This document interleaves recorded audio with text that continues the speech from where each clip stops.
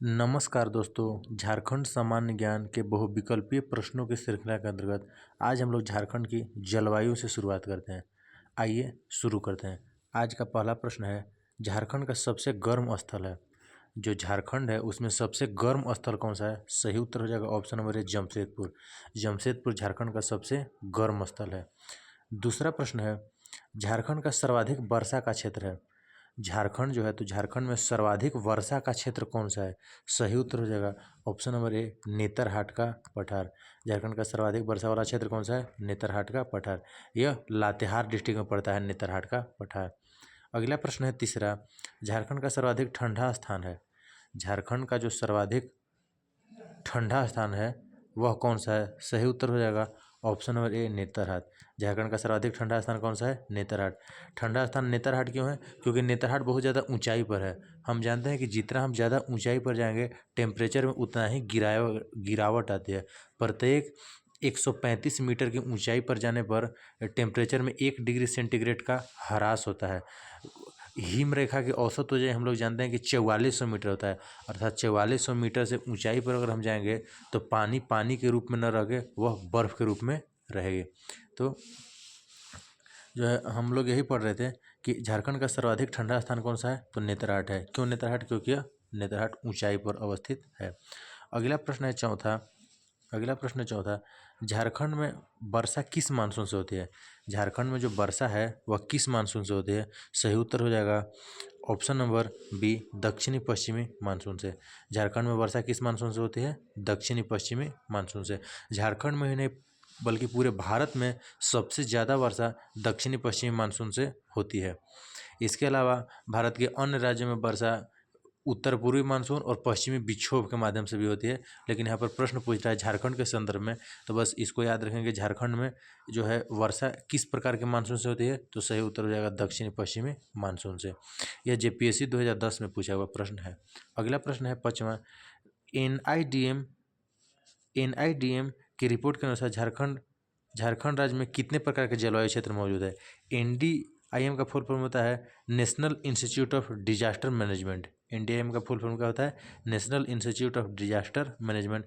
इसकी रिपोर्ट के अनुसार झारखंड राज्य में कितने प्रकार के जलवायु क्षेत्र मौजूद हैं? सही उत्तर हो जाएगा ऑप्शन नंबर सी, 5 प्रकार के जलवायु क्षेत्र मौजूद हैं। ऑप्शन नंबर सी, 5 प्रकार के जलवायु क्षेत्र मौजूद हैं। इसके अलावा हम लोग आगे बढ़ते हैं। अब आगे हम लोग देखते हैं मिट्टी के बारे में पढ़ते हैं।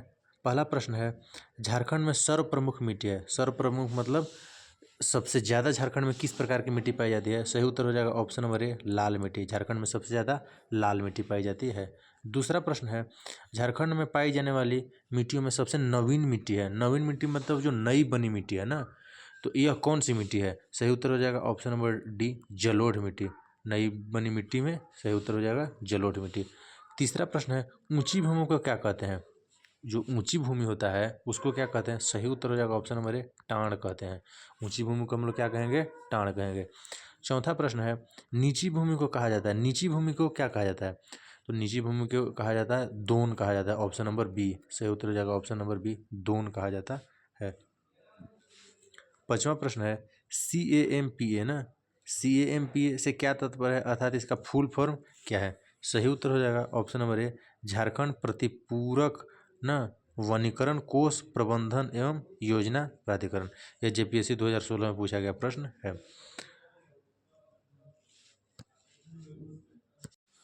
मिट्टी के बाद अब हम लोग झारखंड के वन के बारे में पढ़ते हैं। पहला प्रश्न है, झारखंड में कुल भूमि का कितना भाग वनों से आच्छादित है? अर्थात झारखंड में कुल जो भूमि है, जो कुल भूभाग है, उसका कितना परसेंट पर वन है ना, कितना परसेंट पर वन अर्थात जंगल है? सही उत्तर हो जाएगा ऑप्शन नंबर बी, 28.82%। 28.82%। जबकि कोई भी क्षेत्र में 33% क्षेत्र पे वन का होना जरूरी है। तो झारखंड में जो है जितना वन होना चाहिए उससे कम है। यहाँ पर 28.82% अर्थात लगभग 29% वन है झारखंड में। दूसरा प्रश्न है, झारखंड का सर्वाधिक वन भूमि वाला जिला है। झारखंड का सर्वाधिक वन भूमि वाला जिला है। सही उत्तर हो जाएगा ऑप्शन नंबर ए, पश्चिमी सिंहभूम। अर्थात प्रश्न पूछ रहा है कि ऐसा कौन सा जिला है झारखंड का जिसमें सबसे ज़्यादा वन है, तो सही उत्तर क्या हो जाएगा? ऑप्शन नंबर ए, पश्चिमी सिंहभूम। पश्चिमी सिंहभूम जिला में सबसे ज़्यादा वन है। किस जिले में कुल क्षेत्रफल के वन क्षेत्रफल का प्रतिशत झारखंड में सर्वाधिक है? किस जिले के कुल क्षेत्रफल में वन क्षेत्र का प्रतिशत झारखंड में सर्वाधिक है? सही उत्तर हो जाएगा तीसरा का ऑप्शन नंबर बी, चतरा। इसके कहने का क्या अर्थ है कि जैसे अगर कोई भी डिस्ट्रिक्ट का एरिया अगर 100% है तो उसमें उस डिस्ट्रिक्ट के एरिया में सबसे ज़्यादा क्षेत्रफल पर वन है। सही उत्तर हो जाएगा option number B, Chatra. Chatra में सबसे ज़्यादा एरिया में वन है, जबकि सबसे ज़्यादा भूमि पर वन पूछा जाएगा तो पश्चिमी सिंहभूम। इसमें यहाँ पर आंसर पश्चिमी सिंहभूम इसलिए होता है क्योंकि पश्चिमी सिंहभूम जो है वह चतरा से एक बड़ा डिस्ट्रिक्ट है। पश्चिमी सिंहभूम का क्षेत्रफल बड़ा है, तो बड़ा क्षेत्रफल है तो यहाँ पर ज़्यादा एरिया में वन पाया जाएगा। जबकि अगर कुल क्षेत्रफल के वन क्षेत्र का प्रतिशत के हिसाब से देखा जाए तो चतरा फर्स्ट नंबर पर है। चौथा प्रश्न है, किस वृक्ष को पर्णपाती पतझड़ वनों का राजा कहा जाता है?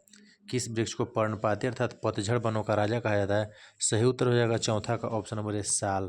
साल को क्या कहा जाता है?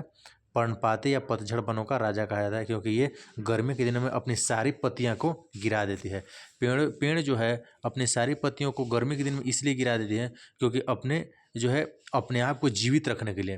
क्योंकि जब पानी की कमी जब हो जाती है ना, तो पेड़ के पत्ते को जब जो है गिर जाते हैं तो उसे क्या होता है कि कम पानी में भी वे जीवित रह पाते हैं। आगे हम लोग बढ़ेंगे। 5वां नंबर प्रश्न है, झारखंड में किस वृक्ष को राजकीय वृक्ष का दर्जा प्राप्त हुआ है? झारखंड के किस वृक्ष को जो है राजकीय वृक्ष का दर्जा प्राप्त है? सही उत्तर हो जाएगा 5वां का ऑप्शन नंबर ए, साल। साल वृक्ष को राजकीय वृक्ष का दर्जा प्राप्त है। या प्रश्न ऐसे भी पूछ सकता है कि झारखंड का राजकीय वृक्ष कौन सा है, तो सही उत्तर हो जाएगा साल है। 6ठा प्रश्न है, कौन सा फल अमृत फल कहते हैं? कौन सा फल को जो है अमृत फल कहा जाता है? सही उत्तर हो जाएगा 6ठा का ऑप्शन नंबर ए, आम। आम ऐसा फल है, इसको अमृत फल कहा जाता है। 7वां प्रश्न है, केंदु के संबंध में क्या सत्य है? केंदु के संबंध में क्या सत्य है? सही उत्तर हो जाएगा 7वां का ऑप्शन नंबर ए, इसका उपयोग मुख्य उत्पाद की तुलना में गौण उत्पाद के रूप में ज़्यादा होता है। इसका उपयोग मुख्य उत्पाद की तुलना में गौण उत्पाद के रूप में ज़्यादा होता है। आगे हम लोग बढ़ेंगे। 8वां नंबर प्रश्न है, लाह उत्पादन की दृष्टि से झारखंड का देश में कौन सा स्थान है? लाह उत्पादन की दृष्टि से जो झारखंड राज्य है उसका देश में कौन सा स्थान है? सही उत्तर हो जाएगा 8वां का ऑप्शन नंबर ए, पहला। अर्थात लाह के उत्पादन में जो झारखंड राज्य है वह पूरे देश में प्रथम स्थान पर है। अगला प्रश्न है 9वां, झारखंड में देश के कुल तसर उत्पादन का कितना प्रतिशत होता है? झारखंड में देश में कुल तसर उत्पादन का झारखंड कितना प्रतिशत उत्पादित करता है? प्रश्न ऐसे भी पूछ सकता है। सही उत्तर हो जाएगा 9वां का ऑप्शन नंबर डी, 60%। अर्थात पूरे देश का 60% अकेले तसर का उत्पादन झारखंड करता है। 10वां नंबर प्रश्न है, झारखंड का एकमात्र राष्ट्रीय उद्यान बेतला राष्ट्रीय उद्यान अर्थात बेतला नेशनल पार्क किस जिले में अवस्थित है? जो झारखंड में जो एकमात्र राष्ट्रीय उद्यान है अर्थात नेशनल पार्क है उसका नाम है बेतला नेशनल पार्क। यह किस जिले में अवस्थित है? सही उत्तर हो जाएगा ऑप्शन नंबर बी, लातेहार जिले में अवस्थित है। अगला प्रश्न है 11 नंबर प्रश्न है, निम्नलिखित में से कौन सा सही मेल नहीं है? निम्नलिखित में से कौन सा सही मेल नहीं है अर्थात कौन सा गलत है? 11 का सही उत्तर हो जाएगा ऑप्शन नंबर सी, अर्थात उधवा पक्षी विहार कोडरमा में नहीं है, यह साहेबगंज में। इसको याद रखिएगा, उधवा पक्षी विहार कहाँ पर है? साहेबगंज में है, ये गलत दिया हुआ है। बाकी महुआ डांड अभ्यारण्य लातेहार में है, यह भेड़िया के लिए प्रसिद्ध है। तोपचाची अभ्यारण्य धनबाद में है। लावालोंग अभ्यारण्य चतरा में है ना, इसको हम लोग याद रखेंगे। उधवा पक्षी विहार कोडरमा में न होकर यह साहेबगंज में है, इसको भी याद रखेंगे। 12वां नंबर प्रश्न है, दालमा अभ्यारण्य अवस्थित है। जो दालमा वन्य जीव अभ्यारण्य है यह किस डिस्ट्रिक्ट में किस जिले में अवस्थित है? सही उत्तर हो जाएगा 12 का ऑप्शन नंबर है, पूर्वी सिंहभूम। पूर्वी सिंहभूम जिले में अवस्थित है दालमा वन्य जीव अभ्यारण्य। यह हाथी के लिए प्रसिद्ध है, इसमें सबसे ज़्यादा हाथी जीव रहता है। 13 नंबर प्रश्न है, पारसनाथ अभ्यारण्य स्थित है। तो हम जानते हैं कि पारसनाथ पहाड़ी जो है वह झारखंड की सबसे ऊंची चोटी है, यह गिरिडीह जिले में अवस्थित है। तो पारसनाथ अभ्यारण्य भी जो है इसी के आधार पर वहाँ पर एक अभ्यारण्य बना दिया गया है पारसनाथ अभ्यारण्य, वह भी गिरिडीह जिले में अवस्थित है।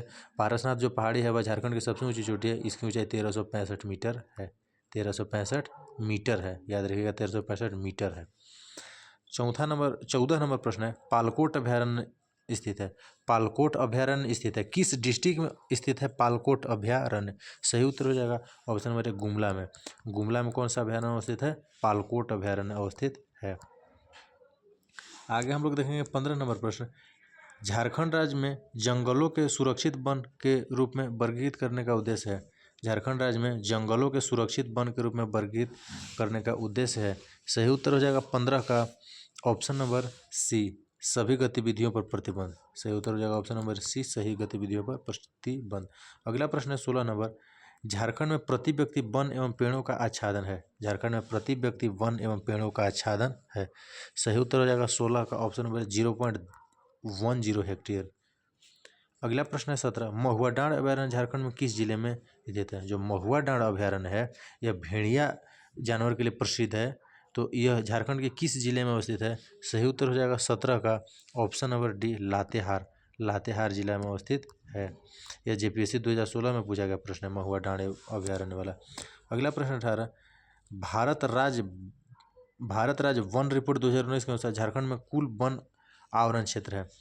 भारत प्रत्येक जो है 2 वर्ष पर वनों का रिपोर्ट जारी करता है, तो जो 2019 में वन रिपोर्ट जारी हुआ है उसमें भारत में कुल, पूरे भारत में इसमें झारखंड में कुल वनों का क्षेत्रफल कितना है। सही उत्तर हो जाएगा 18 का ऑप्शन नंबर सी, 29.62%। यह जेपीएससी 2021 में पूछा गया प्रश्न है।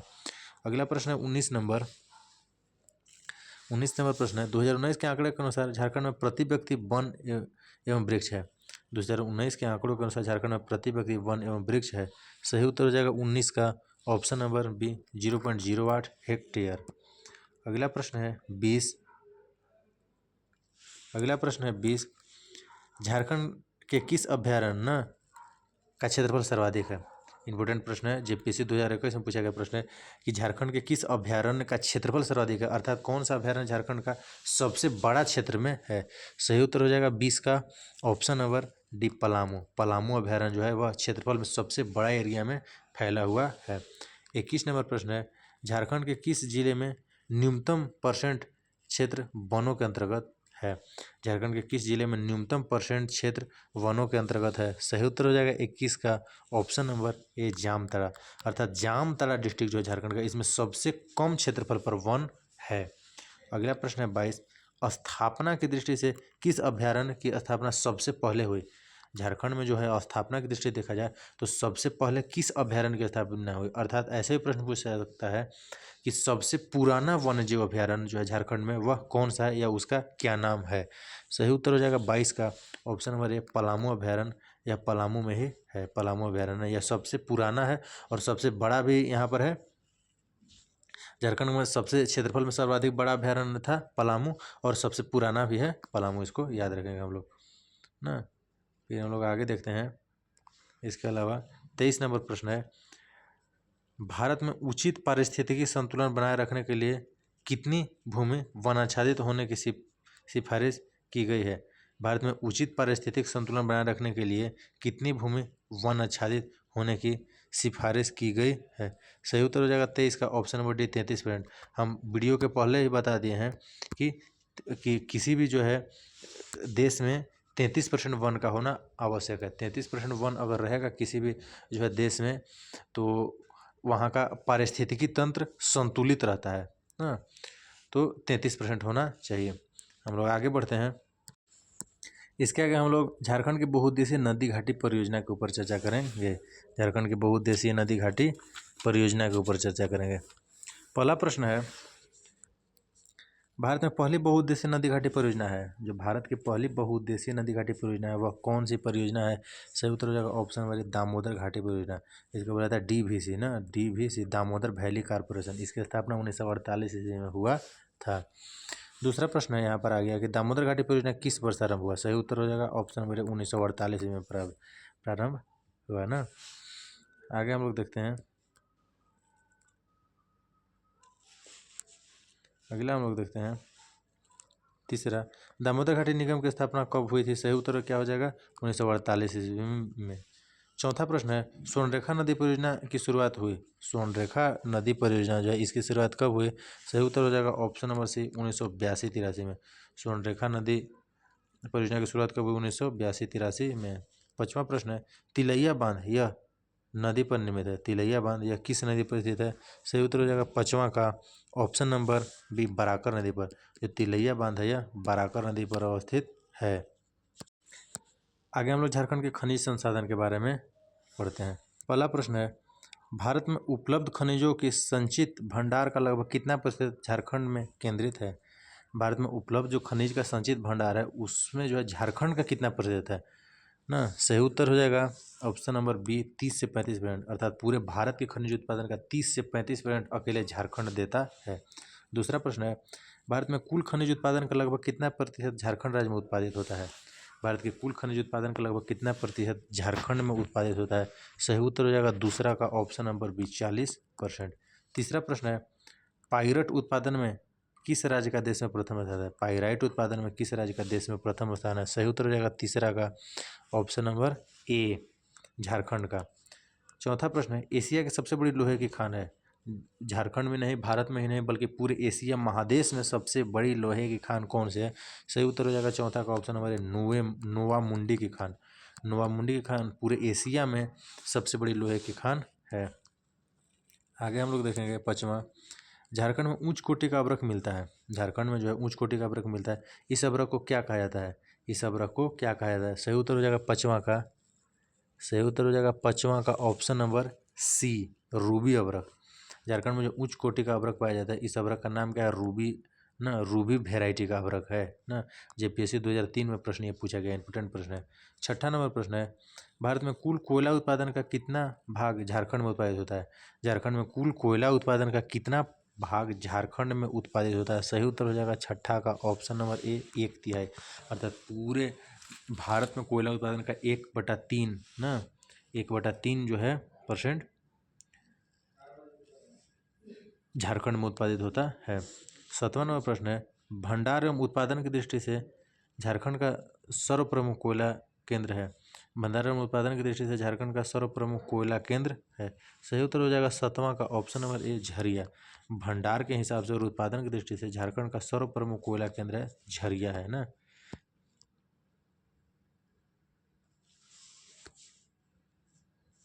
8वां प्रश्न है, जादूगोड़ा ना कि यूरेनियम खदान झारखंड के किस जिले में स्थित है? जादूगोड़ा में जो कि यूरेनियम मिलता है यह झारखंड के किस जिले में अवस्थित है? सही उत्तर हो जाएगा ऑप्शन नंबर ए, पूर्वी सिंहभूम जिले में अवस्थित है।